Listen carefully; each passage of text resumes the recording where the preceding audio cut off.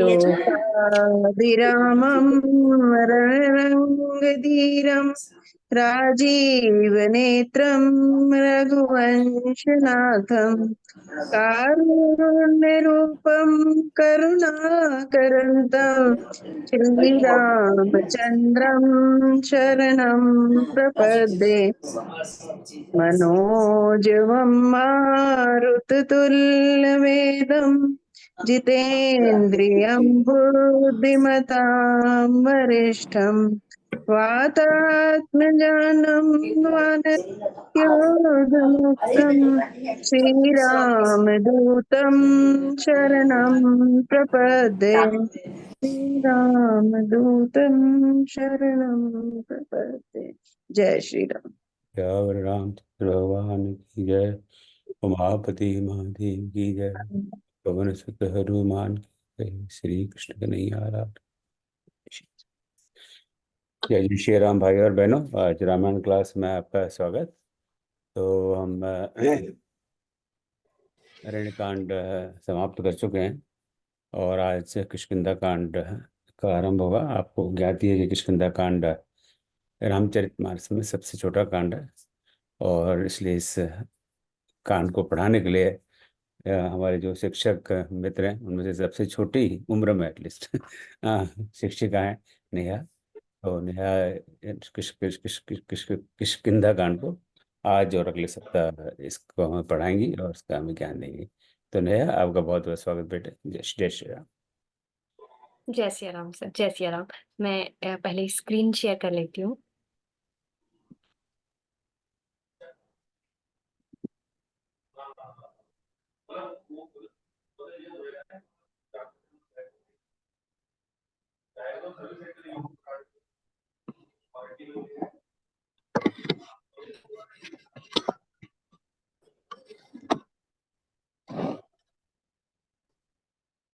जय सिया राम। मैं आप सभी को प्रणाम करती हूँ, आप सभी का स्वागत करती हूँ और आप सभी को धन्यवाद करती हूँ इस कोर्स में जुड़ने के लिए और इस कक्षा में शामिल होने के लिए। और क्योंकि सबसे पहला प्रणाम ग्रंथों में भी और बाबा तुलसीदास ने भी गुरुओं का किया है, तो I would like to extend my greetings to professor Om sir, professor Vinay sir. जय सिया राम सर। मुझे ये अवसर मिला है कि मैं रामचरितमानस के चौथे अध्याय जो कि किष्किंधा कांड है उसके ऊपर विश्लेषण आपके समक्ष पेश कर सकूं।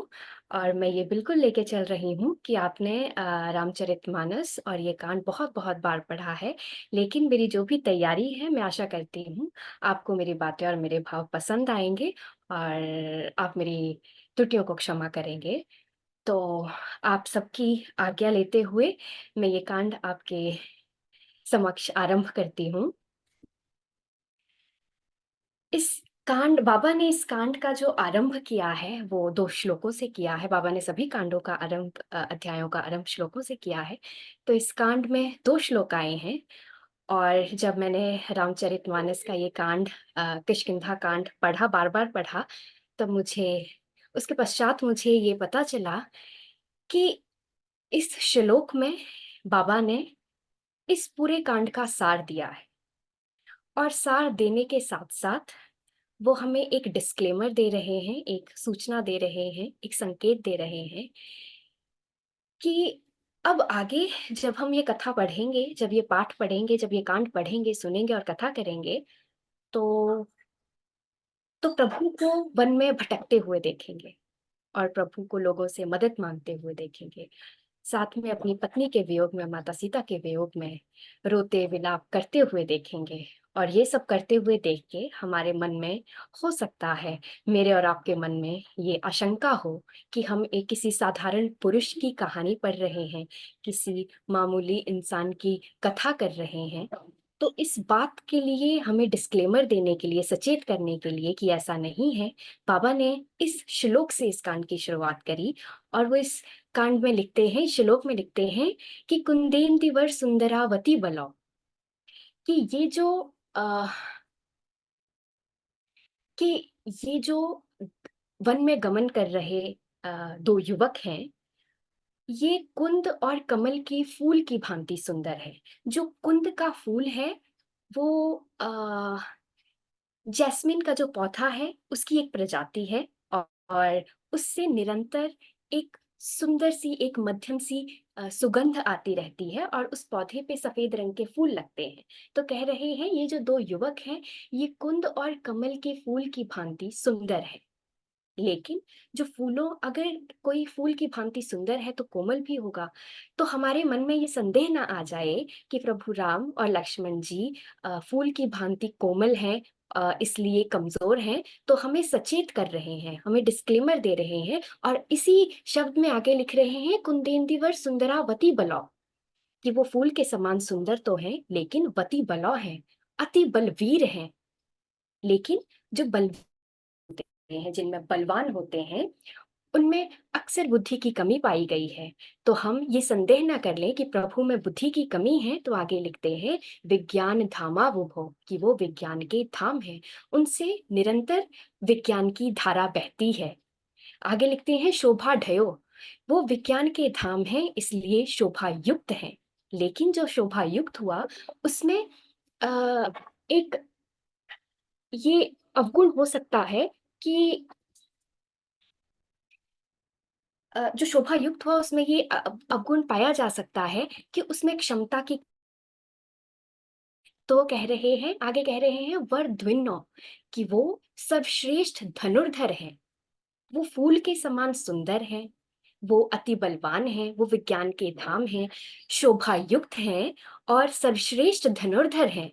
तो ये सब जो गुण हुए, ये किसी सामान्य व्यक्ति में तो हो नहीं सकते, या फिर किसी व्यक्ति में होना तो संभव है नहीं। तो आगे लिखते हैं श्रुति नितो, कि वो ईश्वरीय है, वो वेदों से प्रकट हुए हैं, वो वेदों द्वारा वंदित हैं, और वो ईश्वरीय है। उसके बाद भी उनको गाए, और ऋषि मुनि और ब्राह्मण प्रिय है, और उन सबके उद्धार के लिए, इस सृष्टि के सभी जीवों के उद्धार के लिए वो माया से मनुष्य रूप धारण करके इस पृथ्वी पर आए हैं।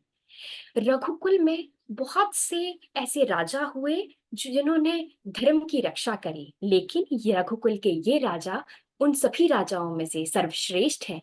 सीता माता की खोज में निकले तत्पर ये पथिक, हम उनसे प्रार्थना करते हैं कि हे प्रभु, हमें भक्ति का दान प्रदान करे, हमें भक्ति का वरदान दे। यहाँ बाबा का अभिप्राय ये भी है कि क्योंकि प्रभु ने अयोध्या में, जब वो अयोध्या में थे तो उन्होंने ज्ञान का वितरण ज्यादा नहीं किया। जब वो वन में आए और जिसे भी मिले उन्होंने भक्ति दी, उन्होंने ज्ञान दिया।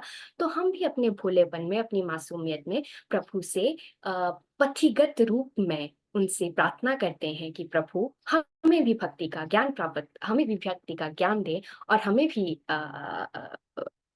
भक्ति दे, हमें भी ज्ञान दे। इसके बाद बाबा ने प्रभु राम के भक्तों की महिमा की है, और कहा है कि वो भक्त धन्य हैं जो प्रभु का ध्यान करते हैं और प्रभु के नाम को निरंतर अपने मन में जपते रहते हैं। इसके बाद बाबा ने काशी की महिमा कहते करते हुए कहा है कि वो भूमि धन्य है जहाँ भगवान शिव और माता गौरी का वास है। भगवान शिव ने देवों के लिए जो विष का प्याला था उसका पान किया था, और ऐसे प्रभु को हम क्यों ना ध्यान करें, ऐसे प्रभु को हम क्यों ना भजें। अब इस कांड का आरंभ होता है इस चौपाई से, जहां जहां बाबा तुलसीदास लिखते हैं आगे चले बहुरी रघुराया, ऋष्य मूक पर्वत नियर आया, तह तह रह सचिव सहित सुग्रीवा, आवत देख अतुल बल सीवा। अब माता शबरी ने प्रभु से कहा था कि आप ये दंडक वन पार करके किष्किंधा नगरी पहुंचेंगे, पंपा नदी के किनारे किष्किंधा नगरी पहुंचेंगे। किष्किंधा नगरी में ऋष्यमुख पर्वत होगा, ऋष्यमुख पर्वत पे आपको राजा सुग्रीव मिलेंगे, और राजा सुग्रीव आपकी मदद करेंगे कि वो माता सीता की खोज करे, उसमें आपकी मदद करेंगे। तो अब प्रभु चलते चलते ऋष्यमुख पर्वत के आगे पहुंच गए हैं। जब मैंने गूगल में ये चेक किया तो एक मैप बना हुआ है जिसमें ये बताया गया है कि कैसे प्रभु अयोध्या से, किस रास्ते से प्रभु अयोध्या से लंका पहुंच गए हैं, और किष्किंधा यहाँ बीच में हाईलाइटेड पोर्शन है। जो अब का मैप आप देखेंगे तो किष्किंधा वहाँ कर्नाटक में कोपल नाम का एक डिस्ट्रिक्ट है जहाँ अभी ये स्थित है, और ऋष्यमुख पर्वत वहीं एक माउंटेन है, एक पर्वत है जो किष्किंधा नगरी में है। और आज के समय के अनुसार किष्किंधा को लोग अन्य गुंडी नाम से जानते हैं। और अगर आप अभी की तस्वीरें देखेंगे तो ये किष्किंधा नगरी अभी के समय में कुछ ऐसी दिख रही है। तो जो ब्लॉग मैंने पढ़ा उसका मैंने लिंक यहाँ स्लाइड्स में नीचे दिया हुआ है, अगर आपकी इच्छा हो तो आप ये ब्लॉग देख सकते हैं। तो जो राइटर हैं इस ब्लॉग के, वो किष्किंधा नगरी गए और उन्होंने वो सारे पर्वत देखे जहाँ प्रभु राम गए थे, और उनके अकॉर्डिंग ये ऋष्यमुख पर्वत है, और ये नदी जो साथ में बह रही है ये तुंगभद्रा नदी है, और इसके साथ ये पर्वत है।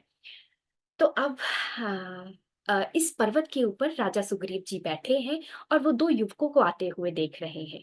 और वो अपने सचिव, अपने मंत्री हनुमान से कहते हैं कि हनुमान देखो, ये कौन इतने बलवान वीर चले आ रहे हैं।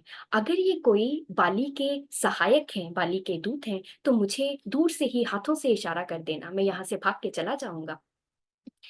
तो अपने राजा की आज्ञा मानते हुए हनुमान जी अपने प्रभु राम के आगे पहुंच जाते हैं। और दृश्य ये है कि हनुमान जी ने अपना भेष बदला हुआ है, वो ब्राह्मण भेष में है, और आगे प्रभु है। अब अगर प्रभु ना चाहें कि भक्त उनको पहचाने, तो भक्त उनको कभी नहीं पहचान पाएगा। तो हनुमान जी अपने प्रभु के सामने हैं, लेकिन सभी ग्रंथों में, जो भी ग्रंथ है, जो भी काव्य है, जहाँ भक्त अगर अनन्य है, भक्त अगर सच्चा है, और उसको प्रभु उसके आसपास है, तो वो प्रभु को चाहे ना पहचाने, लेकिन उसे प्रभु की सुगंध तो आ ही जाएगी। तो हनुमान जी के साथ भी कुछ ऐसा ही हो रहा है कि वो प्रभु का रूप देख के मोहित हो गए हैं, प्रभु का अलौकिक दिव्य रूप देख के मोहित हो गए हैं। वो उन्हें पहचान तो नहीं पाए, लेकिन अपने प्रभु की सुगंध उन्हें जरूर आ रही है। तो वो प्रभु से ऐसा नहीं पूछते कि आप कौन हैं, आप कौन से देश से आए हैं, आप कौन से शहर से आए हैं, कौन सी जगह से आए हैं, कौन से राज्य से आए हैं। वो क्या बोल रहे हैं प्रभु को देख के कि को तुम श्यामल गौर शरीरा, कि ए स्वामी, तुम ये श्याम और गोरे गोरे शरीर के युवक क्षत्रिय रूप बनाकर जो आप फिर रहे हैं, आपके ये कोमल पांव हैं, लेकिन ये धरती कितनी कठिन है, कितनी कठोर है, कितनी संकरी है। तो ऐसा क्या कारण आ बसा हे स्वामी, जो आपको इस कठोर धरती पे अपने कोमल पांव को लेके चलना पड़ रहा है। आपके शरीर इतना सुंदर, इतना मनोहर है, फिर ऐसा क्या कारण आया कि इस वन की हवा और इस वन का जल आपको सहना पड़ रहा है। अब हनुमान जी मन में विचार करते हैं कि ये जरूर ही कोई दिव्य आत्माएं हैं, ये जरूर ही कोई महान पुरुष है। तो वो सोचते हैं कि ऐसी कौन सी दिव्य आत्माएं होंगी जो गोरे और श्याम वर्ण की होंगी। तो मन में विचार करते हैं कि जो भगवान विष्णु हैं वो श्याम रंग के हैं, और भगवान ब्रह्मा जी और भगवान महेश जी जो हैं वो गोरे रंग के हैं। तो वो भगवान से आगे अपने प्रभु के सामने पूछते हैं कि क्या आप ब्रह्मा विष्णु महेश में से कोई हैं? क्या आप अ, विष्णु महेश जी या फिर विष्णु ब्रह्मा जी की जोड़ी है? फिर ध्यान करते हैं कि नर और नारायण भी तो श्याम और गौरे रंग के हैं। तो पूछते हैं कि क्या आप नर और नारायण तो नहीं है? इसके बाद हनुमान जी अपने मन को थोड़ा स्थिर करते हैं, थोड़ा सोचते हैं, और आगे कहते हैं, जग कारण तारण भव भंजन धरनी भार, कि जो भी दिव्य आत्माएं, जो भी महान आत्माएं इस धरती पे आई, वो या तो जग के कारण के लिए आई, जग का कारण मतलब इस जीवन के उत्पत्ति के लिए, जीवन का उत्पन्न करने के लिए, या फिर जग का तारण करने आई, इस जग को भव सागर से पार करने के लिए आई। तो वो पूछ रहे हैं कि तुम अखिल भुवनपति लीन मनुज अवतार, कि ए मेरे स्वामी, मेरे प्रभु, कहीं आप इस अखिल भवन के स्वामी, मेरे परम ब्रह्म, मेरे परमात्मा, मेरे प्रभु ही तो नहीं। अब भगवान जी ने अपने प्रिय भगत हनुमान को स्वांग करते हुए, ढोंग करते हुए अपने सामने देखा, और मन में जरूर ही मुस्कुरा रहे होंगे, लेकिन उन्होंने सीधा उत्तर नहीं दिया। वो कह रहे हैं कि हम राजा दशरथ के पुत्र हैं, प्रभु की आज्ञा मान के इस वन में आए हैं, और मेरे साथ मेरा अनुज भी है, और मेरे साथ सुकुमारी वैदेही भी है। अब प्रभु इस लीला की गरिमा को बनाए रखने के लिए, जो स्वांग चल रहा है उसका, उसको आदर देने के लिए कह रहे हैं, सुकुमारी वैदेही। वो कह सकते थे कि मेरी धर्म पत्नी सीता भी मेरे साथ है, लेकिन वो कह रहे हैं वैदेही है। इसका अभिप्राय ये हुआ कि प्रभु राम के आगे ब्राह्मण रूप में हनुमान जी खड़े थे और वैदेही राजा जनक की पुत्री हुई। राजा जनक ऋषियों में ऋषि हुए, ब्राह्मणों में ब्राह्मण हुए। तो प्रभु राम ने सोचा अगर मैं वैदेही कहूंगा तो ये ब्राह्मण जी पहचान जाएंगे, और लिख रहे हैं सुकुमारी वैदेही। सुकुमारी का मतलब कि वो महलों की राजकुमारी है, महलों की रानी है, पंखुड़ियों जितनी कोमल है, इस वन में आने लायक नहीं थी, लेकिन मेरे प्रेम वश अपने पति धर्म के चलते वो इस वन में आई। लेकिन यहाँ अब उसका हरण हो गया है और उसी को ढूंढते हुए हम यहाँ घूम रहे हैं। जब प्रभु ने अपना ये परिचय दिया, उसके बाद प्रभु कहते हैं ये तो हुआ हमारा परिचय। अब श्रीमान आप बताएं आपका परिचय क्या है। तो इसके बाद अब हनुमान ने अपने भगवान को पहचान लिया और कहते हैं प्रभु पहचानी परेउ गही चरना, सो सुख उमा जाय नहीं बरना। जितने भी ग्रंथ हुए, जितने भी काव्य हुए, किसी भी धर्म में कोई भी ग्रंथ हुआ, वहां सबसे जो दिव्य और सबसे जो अलौकिक भाव आया है जब भक्त का प्रभु से मिलन हुआ। जब सुदामा जी प्रभु कृष्ण से मिले तो उसका वर्णन अलौकिक है। जब भरत जी वन में प्रभु से मिले तो उसका वर्णन दिव्य है।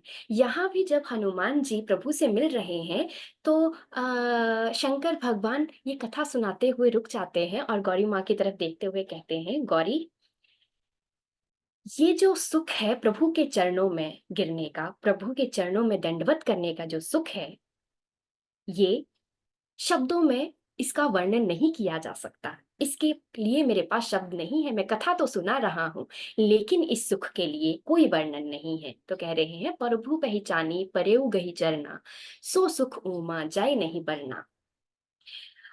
अब हनुमान जी ने प्रभु को पहचान लिया, मन में हर्षित हो गए, प्रभु को देख के मुस्कुरा रहे हैं, खुश हो रहे हैं। लेकिन उन्हें याद आ जाता है कि प्रभु ने उनसे उनका परिचय पूछा है, तो उनका मन में विषाद आ जाता है, मन में निराशा आ जाती है और प्रभु को देख के कहते हैं मोर न्याऊ मैं पूछा साईं, तुम पूछो कस नर की नाई।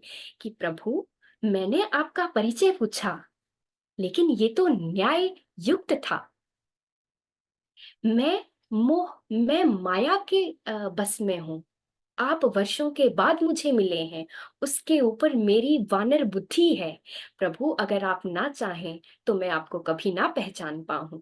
तो इसमें मेरी तो कोई गलती ही नहीं है जो मैंने आपका परिचय पूछा, तो ये तो न्याय युक्त था। लेकिन आप मुझसे मेरा परिचय पूछ रहे हैं। तो आगे क्या कह रहे हैं, अब हनुमान जी बेहाल हैं, रो रहे हैं, मन उदास है। और आगे क्या कहते हैं कि एक मैं मंद मोह बस, कुटिल हृदय अज्ञान, पुनि प्रभु मोहि विसार्यो, दीन बंधु भगवान। कि हे प्रभु, एक तो मैं मंद हूँ, ऊपर से मोह में फंसा हूँ, इसके ऊपर मेरी बुद्धि कुटिल है और मैं सबसे अज्ञानी हूँ। लेकिन मेरा भाग देखो, मेरे दीन दयाल मेरे प्रभु मेरे परमात्मा ने मुझे भुला दिया और मुझसे मेरा परिचय पूछ रहे हैं। फिर आगे हनुमान जी कहते हैं कि मुझ में प्रभु बहुत अवगुण है, ऊपर से मैं माया का ढका हुआ हूँ, माया का मारा हुआ हूँ, मेरी वानर बुद्धि है और सबसे ऊपर मैं कोई भक्ति में कोई भजन नहीं करता। लेकिन पुत्र का सहारा तो माता ही है, वैसे सेवक का सहारा तो प्रभु ही है। अगर प्रभु ही उन्हें भुला दे, प्रभु ही उन्हें विसार दे, तो आप बताएं प्रभु मैं कहाँ जाऊं, मैं किसको अपना परिचय दूं।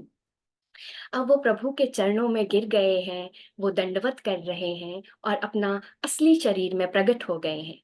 तो प्रभु ने अब जितने भी वर्णन हुए, प्रभु जिस भी रूप में इस धरती पे आए तो वो किसी से नहीं हारे। उन्होंने रावण को मारा, उन्होंने बड़े बड़े दानवों को मारा, लेकिन वो हारे तो अपने भक्तों के आगे हारे। जब भरत जी वन में आए और रोते बिलखते प्रभु से विलाप करने लगे तो प्रभु ने कहा भरत, मैं हार गया, तुम्हारा जो मन आए अब तुम करो, तुम चाहोगे तो मैं वन को जाऊंगा और तुम चाहोगे तो मैं अयोध्या चला जाऊंगा। यहाँ भी प्रभु अब अपने भक्त के आगे हार गए हैं। उन्होंने उसे उठा के अपने हृदय के साथ लगा लिया है और कहते हैं, सुन कप जिय मानसी जनी ऊना, तै मम प्रिय लक्ष्मण ते दूना। कि प्रिय हनुमान, लक्ष्मण तो मेरे साथ एक संबंध में बंधा हुआ है, वो मेरे साथ दुख में है तो मेरे साथ सुख में भी था। तुम तो मुझे दुख में मिले हो, तुम तो मेरे सहायक हो गए हो। तो प्रिय हनुमान, अपने मन में कोई ग्लानि ना करना, तुम मुझे लक्ष्मण से 2 गुने प्रिय हो। आगे प्रभु कहते हैं, समदर्शी मोहि कह सब को, सेवक प्रिय अनन्य गति सो। कि मुझे सब समदर्शी कहते हैं कि मेरा कोई प्रिय अप्रिय नहीं है, मेरा कोई पराया, मेरा कोई सगा नहीं है, मुझे कोई दुष्ट, कोई बैरी नहीं है। लेकिन सेवक मेरा सबसे प्रिय है, क्योंकि सेवक अनन्य है, क्योंकि सेवक के मन में केवल प्रभु है, केवल राम है, केवल भगवान है। उसके मन में अगर भगवान नहीं है तो कुछ भी नहीं है। इसलिए सेवक अनन्य है, सेवक प्रिय है। जब हनुमान जी ने ये सुना तो उनके मुख पे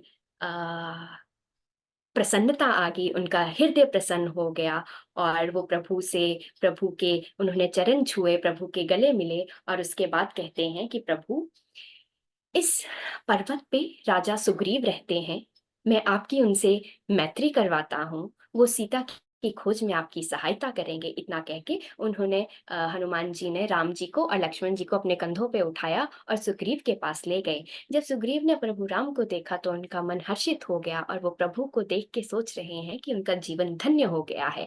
लेकिन अभी भी मन में विचार कर रहे हैं कि ये जो इतने दिव्य पुरुष हैं, ये जो अयोध्या के राजकुमार हैं, ये जो इतने महान आत्माएं हैं, क्या ये मुझसे प्रीति करेंगी? क्या ये मुझसे संबंध बनाएंगी? क्या ये मुझसे मैत्री करेंगी?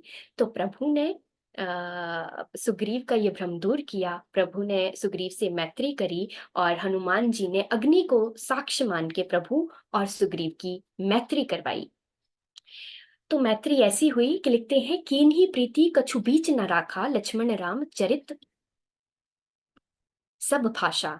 कि ऐसी मैत्री हुई कि उनके बीच कोई भेद नहीं रहा, दोनों ने अपने भेद एक दूसरे को बता दिए और वो एक दूसरे के बराबर मित्र बन गए। इसके बाद लक्ष्मण ने प्रभु राम की पूरी कथा सुग्रीव को सुनाई।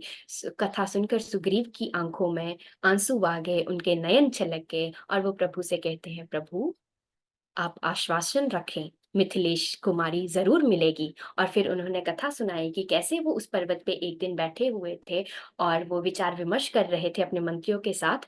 तभी वहां आकाश मार्ग से एक एक एक एक देवी गई और वो बहुत विलाप कर रही थी, वो रो रही थी और रोते रोते कह रही थी, राम राम हा राम पुकारी। कि प्रभु कोई स्त्री जा रही थी और वो राम राम हाँ राम पुकार रही थी। अब ये काफी आश्चर्य वाली बात मुझे लगी और मुझे ये पहली बार पता लगा कि रामचरितमानस में ये पहली बार है जब माता सीता ने प्रभु राम का नाम लिया है। और यहाँ तुलसी बाबा ने ये बताने का प्रयास किया है कि जिस जगह पे माता का हरण हुआ था तो माता के मन में ये भी था कि शायद किसी को पता न चले कि मेरा हरण हो गया है। इसलिए जब वो आकाश मार्ग में जा रही थी तो प्रभु का नाम जोर जोर से ले रही थी, ताकि कोई सुने और उनकी दशा और उनकी दिशा का भेद समझ सके। वो चाह रही थी जब वो राम राम पुकारेंगी तो नीचे जो लोग हैं, जो राम भगत हैं, जो वो उनको पहचानेंगे और उन्हें ये पता चलेगा कि माता का जो ये हरण हुआ है ये बिना उनकी इच्छा से हुआ है। और फिर प्रभु राम के लिए संदेश जाएगा। और फिर आगे सुग्रीव जी कहते हैं कि उन्होंने एक वस्त्र में कुछ बांध के इस पर्वत पे फेंका है और मैंने वो अपने पास संभाल के रखा हुआ है। ये सुनते प्रभु राम कहते हैं, मागा राम तुरत ते ही दीन्हा, पट उरलाई सोई अति कीन्हा। कि जल्दी सुग्रीव जल्दी जाओ और लेके आओ कि माता सीता ने क्या दिया है। जब उन्होंने वो वस्त्र खोल के देखा तो उसमें माता के आभूषण थे। माता के आभूषणों को देख के, माता के वस्त्रों को देख के उनका मन भर आया और वो बालक के भांति, एक बच्चे की भांति विलाप करने लगे। अब यहाँ ये बिल्कुल ध्यान देने की बात है कि माता के हरण से लेके अब तक 7-8 मास हो गए थे और ये पहला साक्ष्य था जो प्रभु राम को मिला था। तो जब प्रभु राम को माता के वस्त्र मिले, माता के आभूषण मिले, तो वो विलाप करने लगे, वो रोने लगे और माता की विरह में चले गए।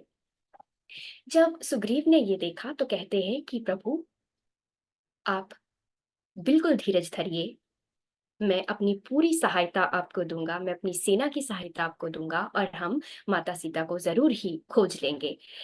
इतना सुन के प्रभु हर्षित हो जाते हैं और सुग्रीव को कहते हैं, राजा सुग्रीव से कहते हैं कि सुग्रीव, तुम अपनी कथा बताओ, ऐसा क्या कारण बस आ पड़ा कि तुम्हें इस पर्वत पे रहना पड़ रहा है? तो अब राजा सुग्रीव अपनी कथा सुनाते हैं और प्रभु से कहते हैं, नाथ बाली और मैं दो भाई, प्रीति रही कुछ बरनी न जाई। कि नाथ, मैं और बाली दो भाई हैं, हम भाई हैं और हमारी ऐसी प्रीति रही, हमारा ऐसा लगान रहा कि वो वर्णन नहीं किया जा सकता। इन दोनों के जो जन्म की कथा है वो भी काफी इंटरेस्टिंग है। तो कहते हैं जब मेरू पर्वत पे ब्रह्मा जी भक्ति कर रहे थे, तपस्या कर रहे थे, तो उनकी आंख से कुछ अश्रु निकले, कुछ आंसू निकले और उन आंसुओं से एक प्रतापी वानर पैदा हुआ। उस वानर का नाम था ऋक्ष राजा।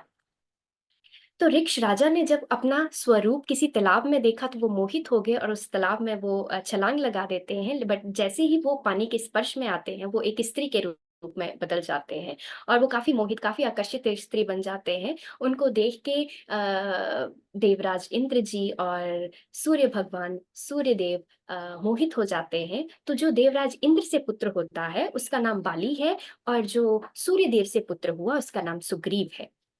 कहते हैं बाली बहुत ही बलवान था, वो सूर्य उदय होने से पहले ही पूर्व से पश्चिम, उत्तर से दक्षिण का जो समुद्र था वो सैर में पूरा कर देता था। वो विशाल काया का एक वानर था जो बड़े बड़े पर्वतों को उखाड़ के फेंक देता था, वो वृक्षों को उखाड़ के फेंक देता था बिना ही किसी परिश्रम के। तो आगे ये सुग्रीव जी कहते हैं कि बाली में इतना दम था कि एक दिन मय नाम का एक दानव था, उसके दो पुत्र थे, मायावी और दुदुम्भी। और दुदुम्बी का शरीर भैंसे जैसा था, वो बहुत विशाल था, उसके पास बहुत शक्ति थी। लेकिन एक दिन उसके मन में आया कि मैं अपने शक्ति का परीक्षा लूंगा। तो वो समुद्र देव के पास चले गए और कहते हैं कि मैं आपसे युद्ध करूंगा। तो समुद्र ने कहा कि मैं तो बहुत बूढ़ा हो गया हूँ, तुम क्यों नहीं हिमवान के पास जाते हो जो ऋषियों की रक्षा करते हैं और उनसे जाके आप युद्ध करिए। तो दुदुम्भी वहां जाते हैं। दुदुम्भी दानव जो है वो हिमवान के पास जाता है और वहां उन्हें युद्ध के लिए ललकारता है। हिमवान कहता है कि अभी मैं असमर्थ हूँ युद्ध करने के लिए, तुम जाओ और बाली से युद्ध करो। बाली बहुत पराक्रमी है, बहुत बलवान है और वो इस परीक्षा में जरूर ही तुम्हें टक्कर देगा। तो जब दुदुम्भी किष्किंधा पहुंचते हैं तो वो किष्किंधा के फाटक उखाड़ के फेंक देते हैं, पर्वत तहस नहस कर देते हैं, वृक्षों को उखाड़ देते हैं और बाली को ललकारते हैं। जब बाली ये सुनता है, बाहर आता है और वो बाली दुदुम्भी से भी बलवान था, वो दुदुम्भी को बहुत मारता है, उसको उठाता है, वायु में उसे घुमाता है और दूर कई योजन दूर फेंक देता है। योजन मानस में और एंशंट समय में एक डिस्टेंस की मेजर है जो आज के समय में एक योजन जो है वो 4 से 15 किलोमीटर के बीच है। तो कह रहे हैं कि उतनी विशाल काया का दुदुम्भी बाली ने हवा में उठाया और कई योजन दूर फेंक दिया। जब वो दुदुम्भी को फेंक रहा था तो दुदुम्भी के मुंह से कुछ रक्त निकला, कुछ रुधिर निकला। जो ऋषिमुख पर्वत में एक आश्रम था ऋषि मतंग का, उस आश्रम में उसके रक्त गिर गया। और जब ऋषि को ये पता चला तो उन्हें लगा कि उनका आश्रम दूषित हो गया है और उन्होंने श्राप दिया कि जिसके कारण ये रक्त मेरे आश्रम में पहुंचा है, अगर वो एक योजन तक इस आश्रम के आसपास आएगा तो उसके 1000 टुकड़े हो जाएंगे। और यही कारण है कि ऋष्यमुख पर्वत पे बाली नहीं जा पाता था और ऋष्यमुख पर्वत पे सुग्रीव रहते थे, इसी श्राप के कारण। और दुदुम्भी का भाई था मायावी, और मायावी को जब पता लगा कि दुदुम्भी की मृत्यु हो गई है तो उसका बदला लेने के लिए वो नगरी पहुंचा, किष्किंधा नगरी। और जब किष्किंधा नगरी वो पहुंचता है तो वो बाली को ललकारता है। बाली गुस्से में बाहर आता है और दुदुम्भी के पीछे भागता है। दुदुम्भी अपनी गुफा में चले जाता है, सुग्रीव उनके पीछे आते हैं। तो बाली सुग्रीव को कहता है कि तुम मेरी यहाँ प्रतीक्षा करना, अगर मैं 15 दिन में वापस नहीं आऊंगा तो तुम यहाँ से चले जाना, मुझे मरा हुआ समझ के यहाँ से चले जाना। तो सुग्रीव 15 दिन को छोड़ के 1 महीना बाली की प्रतीक्षा बाहर करता है। 1 महीने के बाद जब अंदर से बहुत भयंकर आवाज आती है, तो सुग्रीव को ये डर लगता है कि शायद बाली का वध हो गया है और एक बहुत मोटी रक्त की धार अंदर से बहती है। तो सुग्रीव को डर लगता है कि मायावी कहीं आके उसे ही ना मार दे, इसलिए वो बहुत बड़ी शिला उस गुफा पे रख के वापस अपने राज्य को भाग जाते हैं।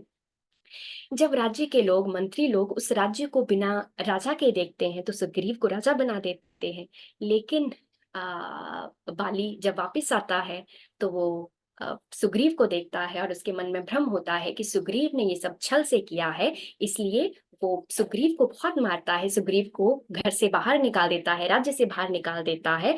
उसकी स्त्री को बलपूर्वक उसकी स्त्री को बिना उसकी इच्छा के अपने पास रखता है। और उसके बाद भी वो बाली सुग्रीव को ढूंढता रहता है कि वो अगर सुग्रीव मिलेंगे तो वो फिर से उसका वध कर देंगे, उसका वध कर देगा। इसलिए तुलसी जी लिखते हैं, रिपुसम मोही मारेसी अति भारी, हरि लीन हसी सर्बसु अर नारी, ताके भय रघुबीर कृपाला, सकल भुवन में फिर बेहाला। कि प्रभु मैं अब भी बाली के डर से पर्वत पर्वत नगर नगर फिर रहा हूँ। जब प्रभु ये सुनते हैं तो प्रभु को ये बात पता चलती है कि बाली के मन में लोभ आ गया है, उसके राज्य को लेकर लोभ आ गया है, पत्नी को लेकर लोभ आ गया है। अगर केवल भ्रम होता वो इतने समय में दूर हो गया होता, लेकिन अब शायद बाली चाहता है कि वो सारी नगरी उसकी हो जाए, सुग्रीव की पत्नी उसकी हो जाए। इसलिए वो सुग्रीव को मारने की कोशिश कर रहा है, उसका वध करने की कोशिश कर रहा है। इसलिए प्रभु अब संकल्प ले रहे हैं कि संकल्प लेते हुए कहते हैं, सुनो सुग्रीव मारे हूं बाल ही एक ही बाण, ब्रह्मा रुद्र शरणागत गए ना उबरहि प्राण। कि सुग्रीव मैं बाली को एक ही बाण में मार दूंगा, और अगर ब्रह्मा जी और महेश जी भी उनको अपनी शरण में ले लेंगे तो वो बच नहीं पाएगा। इसके बाद प्रभु अब सुग्रीव को मित्रता का भाव और मित्रता का चरित्र समझाते हुए कहते हैं कि वो कि जे ना मित्र दुख होई दुखारी, तिन्हि बिलोकत बिलोकत पातक भारी। कि जो मित्र के दुख में दुखी ना हो, वो उस मित्र को बड़ा भारी पाप लगता है। तो निज दुख गिरि सम रज करी जाना, मित्रक दुख रज मेरु सुमाना। कि अपने दुख को धूल के समान और मित्र के दुख को जब मेरु पर्वत के समान समझे, वही मित्र सच्चा मित्र हुआ। सच्चा मित्र वो है जो अपने मित्र को सुपथ पे रखे, अच्छे रास्ते पे रखे, उसके गुण सबके सामने प्रकट करे और अवगुण को छिपाए, जो देते लेते समय शंका ना करे, जो अपने मित्र का गुणगान करे। लेकिन जिनके मन में मैल है, जिनका मन सांप की भांति है, ऐसे मित्रों को दूर कर देना ही अच्छा है। और इसलिए लिख रहे हैं कि सेवक सठ नृप कृपण कुनारी, कपटी मित्र सूल संचारी। कि जो मूर्ख सेवक है, कंजूस राजा है, कुटिला स्त्री है और कपटी मित्र है, वो सूल के समान है। और ऐसे लोगों को त्याग कर देना ही सही है, ऐसे लोगों का त्याग कर देना ही ठीक है। प्रभु ये भी बताते हैं कि जिन लोगों के मन में मित्र का भाव नहीं है, जो लोग मित्र के दुख में दुखी नहीं होते हैं, ऐसे मित्रों को मित्रता नहीं करनी चाहिए और ऐसी मित्रता से दूर रहना चाहिए। अब जब सुग्रीव ये सब सुनते हैं, और ये रामचरितमानस में अब ऐसी व्याख्या है कि तुलसी बाबा ने तो प्रभु के गुणगान और प्रभु की महिमा करते समय उनकी प्रशंसा की है और कोशिश की है कि जो बाकी लोगों के अवगुण हैं उनके ऊपर ज्यादा व्याख्या ना की जाए। इसलिए वो सुग्रीव के अवगुणों को ज्यादा व्याख्या ना करते हुए सिर्फ इतना कहते हैं कि कहा सुग्रीव सुनहु रघुबीरा, बाली महाबल अति रणधीरा। कि अभी भी सुग्रीव के मन में ऐसा संदेह है, ऐसी शंका है कि प्रभु बाली को अभी नहीं मार पाएंगे, क्योंकि बाली अति महाबली है। और इसी कारण जब वो अपना शंका प्रभु को बताता है, अपना संदेह प्रभु को बताता है, तो वाल्मीकि रामायण में ये लिखा हुआ है कि लक्ष्मण कई प्रभु की कहानियां सुग्रीव को सुनाते हैं, लेकिन सुग्रीव के मन से शंका नहीं जाती है। फिर प्रभु सुग्रीव से कहते हैं कि तुम स्वयं बताओ कि ऐसा मैं क्या करूं कि तुम्हारे मन में विश्वास आ जाए। तो वो कहता है कि प्रभु बाली ने दुदुम्भी राक्षस को अपने हाथों से हवा में उछाल के कई योजन दूर फेंका था। तो अब उस दुदुम्भी राक्षस की अस्थियों का एक पहाड़ बना है, तो आप उस पहाड़ को उठा के कहीं और फेंक दें तो मैं ये मान जाऊंगा कि आप में भी उतना बल है।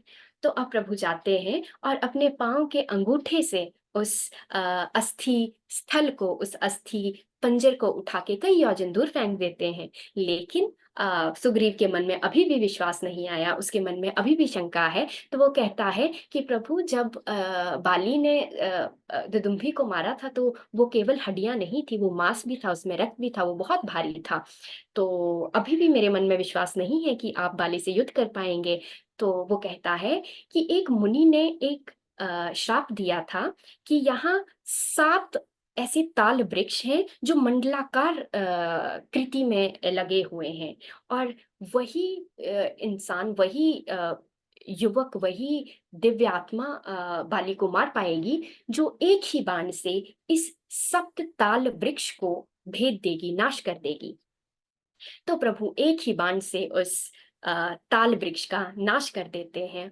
और जब ये हुआ तो सुग्रीव के मन से सारी शंका, सारा संदेह उड़ गया और उसके मन में विश्वास आ गया। जैसे ही विश्वास आ गया वैसे ही ज्ञान आ गया। जैसे ही ज्ञान आया तो वो प्रभु को कह रहे हैं कि नाथ कृपा मन भयो अलोला, कि प्रभु मेरे मन से सारा भय उड़ गया, मेरे मन में प्रीति आ गई और मुझे ज्ञान आ गया। मुझे ये पता लग गया कि सुख, संपत्ति, परिवार और बढ़ाई ये तो सब भक्ति के बाधक हैं, ये तो सब परमार्थ के अवरोधक हैं।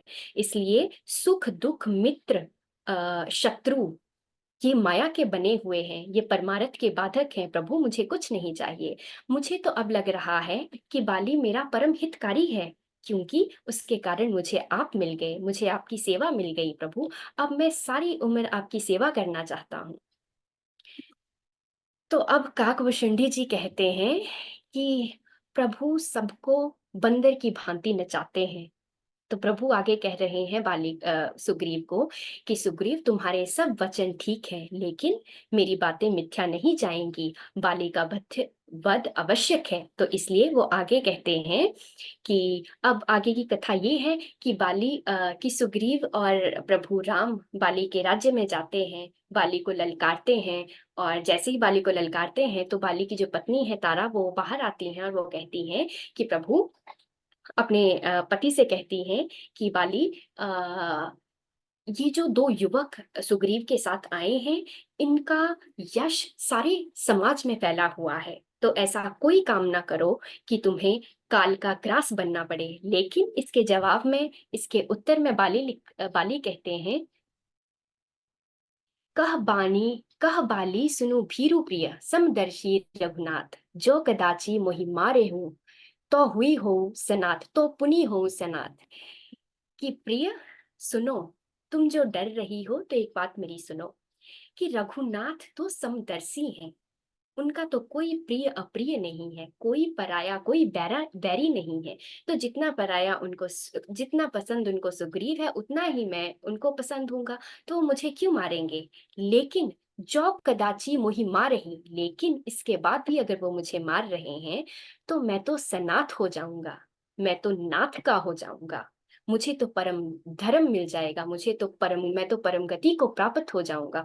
तो डरने की कोई बात नहीं है। इससे ये संदेश मिलता है कि बाली के मन में भी प्रभु के लिए बहुत प्यार था, बहुत आदर था। तो अब इसके बाद लड़ाई शुरू होती है और प्रभु एक ही बाण से एक ही बाण प्रभु का बाली के हृदय में लगता है। बाली धरती पे गिर जाता है। और जैसे ही वो उठ के देखता है कि प्रभु आगे खड़े हैं, वो देखता है कि श्याम रंग में प्रभु आगे खड़े हैं, हाथों में धनुष लिया हुआ है, बाण लिया हुआ है, नेत्र लाल है। ऐसा देखते ही वो प्रभु को पहचान जाता है। लेकिन वो घायल था, इसलिए प्रभु के चरणों में गिर तो नहीं तो वो अपनी प्रीति प्रभु के चरणों में लगा देता है। लिखते हैं, पुनि पुनि चितई चरण चित दीना, सुफल जन्म माना प्रभु चिन्हा। कि उसने प्रभु के चरणों में अपना चित लगा के उसने अपना जन्म सुफल कर दिया। उसका हृदय में प्रीति थी, हृदय प्रीति मुख वचन कठोरा, बोला चितई राम की ओरा।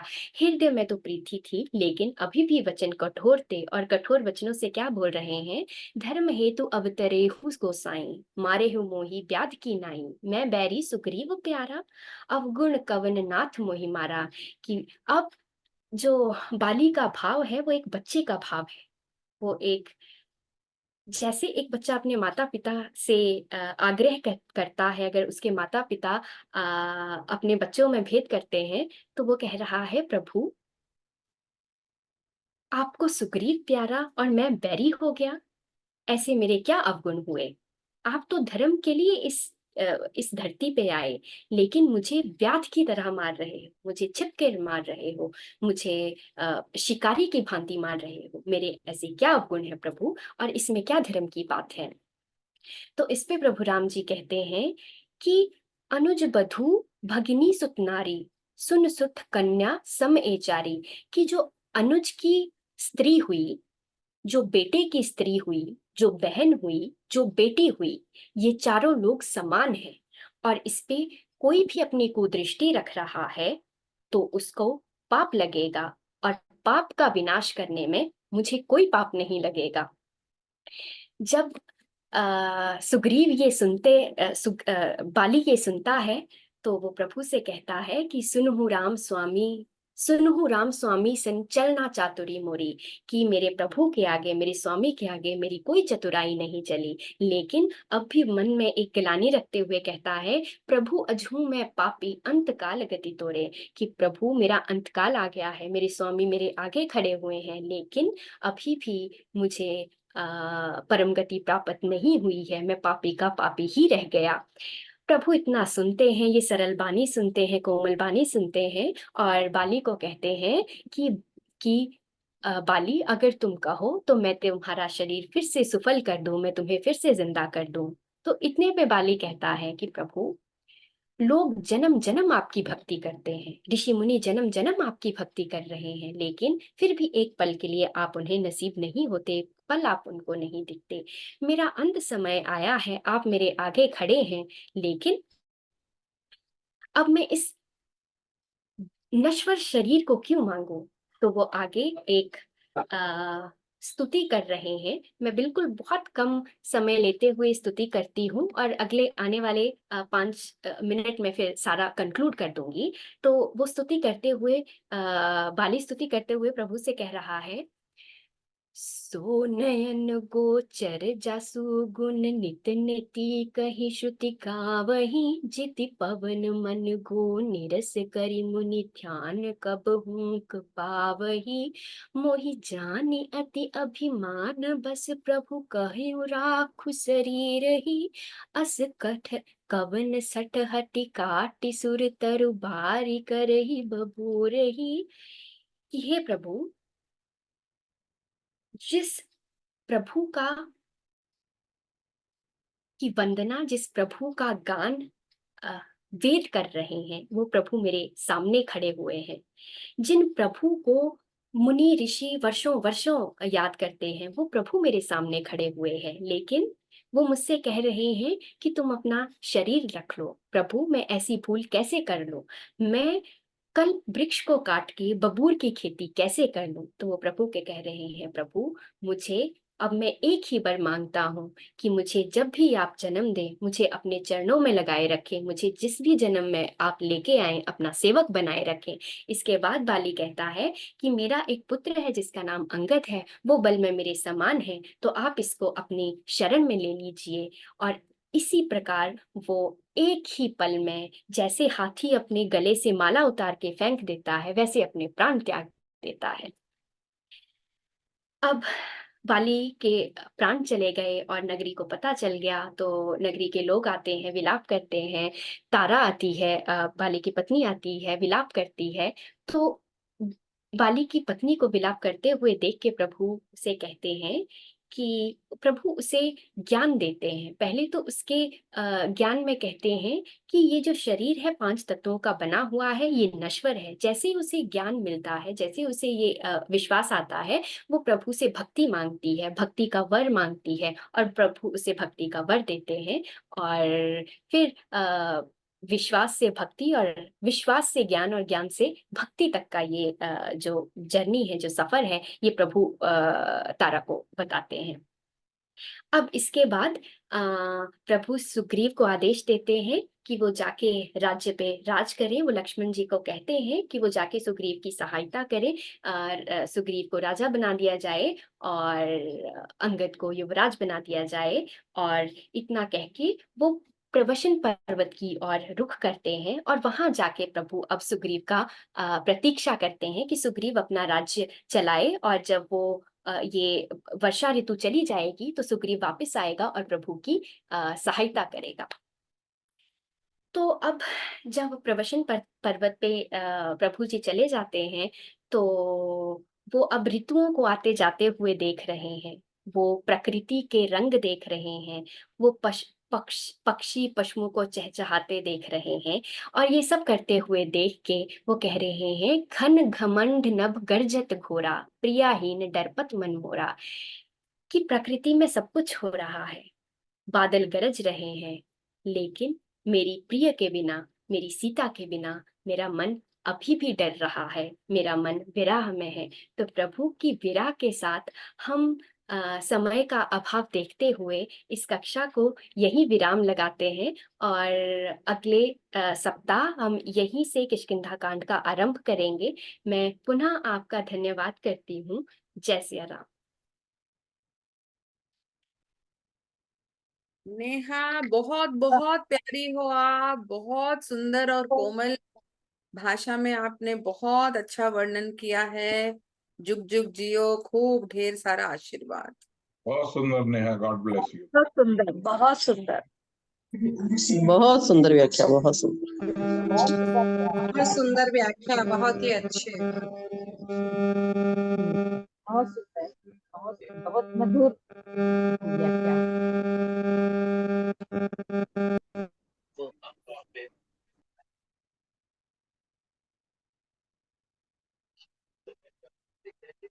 नेहा के लिए तालियां हो जाए जरा।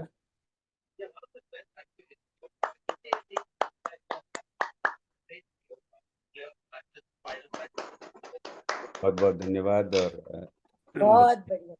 नेहा, आज के आपके बहुत बढ़िया। कांड की चर्चा के लिए आरंभ से दोहा 15 तक मैं किष्किंधा कांड तो घटना प्रधान कांड है। हर हर दोहे पर नई घटना आरंभ हो जाती है। कहाँ राम जी भटक रहे थे, और आपने प्रवर्षण पर्वत पर जाके उनको बिठा दिया, सुग्रीव को भी राज दिला दिया। अब आगे क्या होगा ये तो अगले सप्ताह ही हम आपसे सुनेंगे। कुछ हाउस कीपिंग इंफॉर्मेशन आप सबको। अभी क्विज 21 जो अरण्यकांड की जो अंतिम क्विज है अभी खुली हुई है, तो अभी 2 दिन और मैंने एक्सटेंड कर दिया। तो जिन्होंने कुछ 10, मेरे ख्याल से कुछ 10-15 लोग रह गए हैं जिन्होंने क्विज अभी दी नहीं है। तो अगर अरण्यकांड की जो अंतिम क्विज है उसको आप अगर ना दिया हो तो उसको कल तक पूरा करने का प्रयास करें, फिर लिंक को बंद कर देंगे। और जो आज जो वक्तव्य हुआ है उसकी क्विज तो खुली हुई है ऑलरेडी, और कई लोग दे चुके हैं, और उसके लिए तो भी हमारे पास मेरे पास 1 सप्ताह है। आपको ज्ञात तो होगा कि मई के मध्य में हमारी 3rd एग्ज़ाम होगी, जिसमें अरण्यकांड, किष्किंधा कांड और सुंदरकांड 3 कांड होंगे। क्योंकि ये 3 छोटे छोटे कांड हैं, तो 3 कांड पर वो एग्ज़ाम होगी। पहले एग्ज़ाम बालकांड पर थी, दूसरी अयोध्या कांड पर, और तीसरी होगी इन तीनों पर को मिला के। तो अभी तो करीब 1.5 महीना शेष है, 40 दिन शेष है करीब। तो अध्ययन उसका आरंभ कर दें ताकि अच्छे अंक हम प्राप्त कर सकें।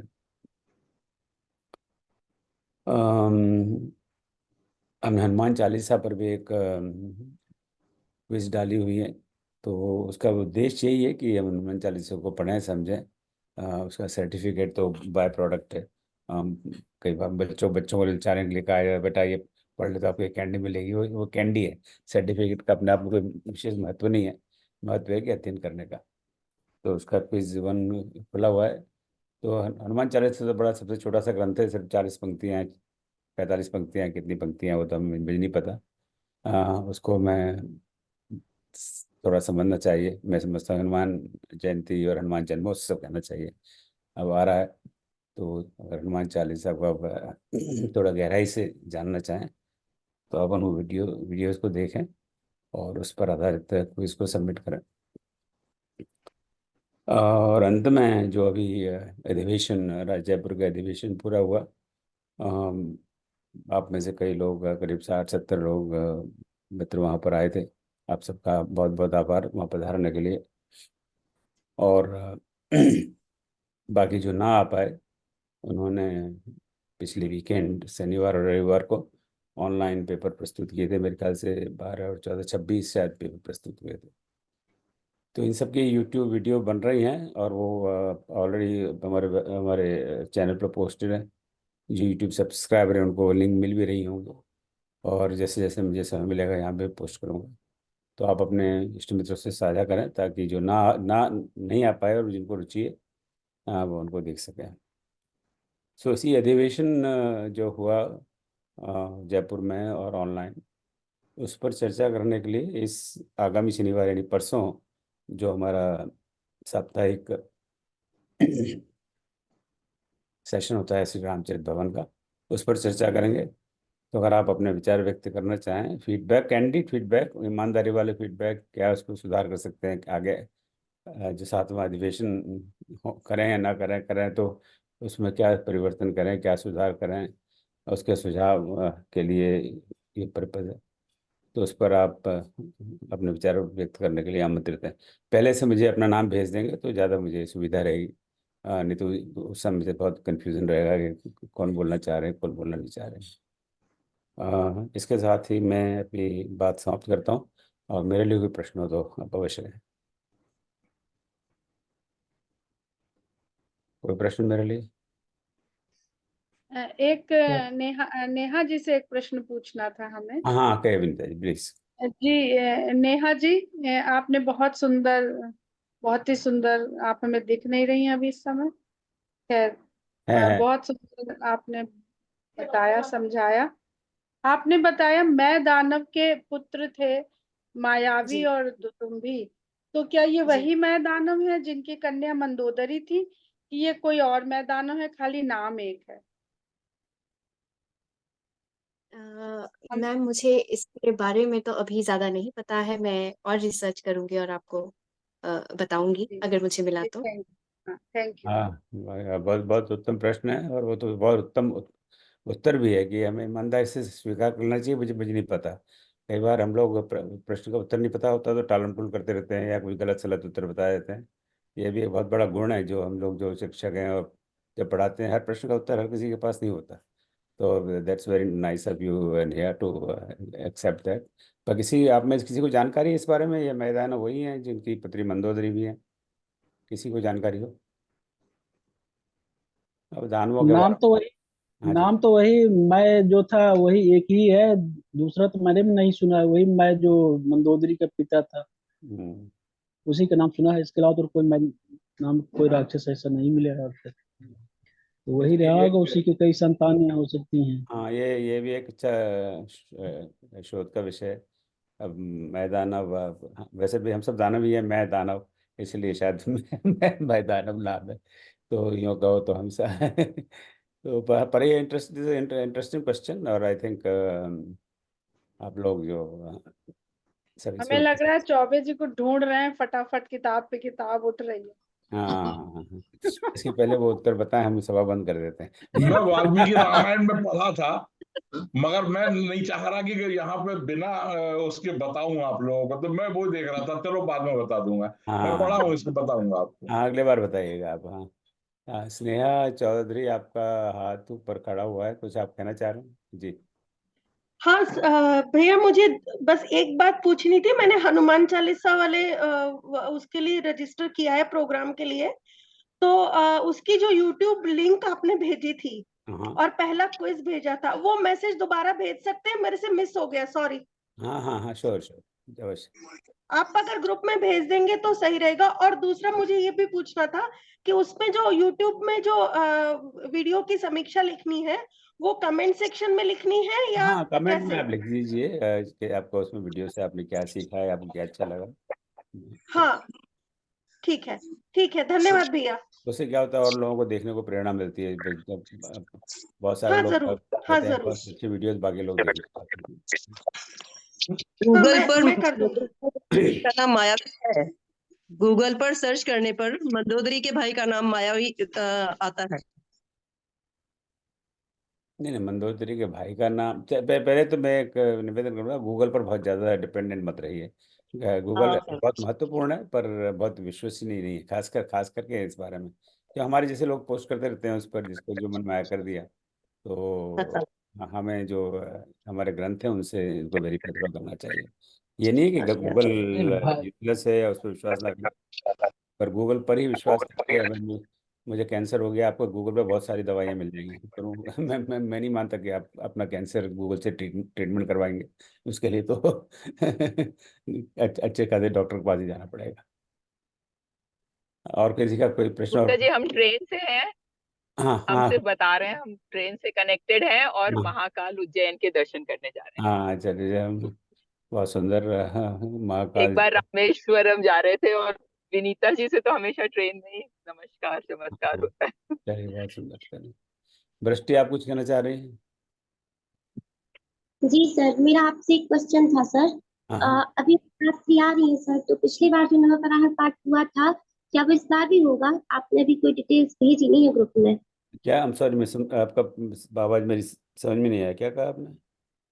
सर, जो अभी नवरात्रि आ रही है, तो पिछली बार जो नवपारायण पाठ हुआ था अपना 9 दिन का, हाँ हाँ वो सर इस बार होगा कि नहीं? अभी कुछ हाँ, उसकी नहीं इस डिटेल। बार अभी ऐसा कुछ अभी योजना तो बनाई नहीं है, और अब तो काफी समय बहुत कम रह गया, जी। तो इस बार ऐसा कुछ प्लान नहीं जी सर। है। और कोई प्रश्न?